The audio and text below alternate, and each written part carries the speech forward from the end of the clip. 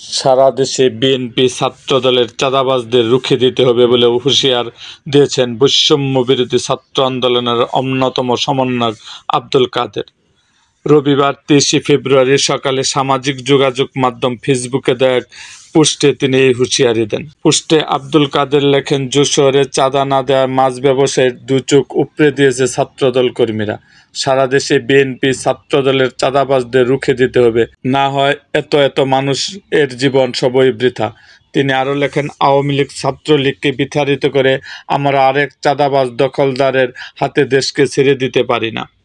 এরকম আরও ভিডিও পেতে এবং রাজনৈতিক অঙ্গনের নানা ঘটনা ও ইতিহাস জানতে আমাদের মুক্তাগাছার ইতিহাস মিডিয়া ইউটিউব চ্যানেলটি সাবস্ক্রাইব করুন এবং পাশে থাকা বেল আইকনটি বাজিয়ে দিন। হ্যাঁ, ভিডিওটি বেশি বেশি শেয়ার করেন, কমেন্ট করেন এবং রাজনৈতিক অঙ্গনের কোনো কিছু জানার ইচ্ছা থাকলে অবশ্যই আমার কমেন্ট বক্সে জানান।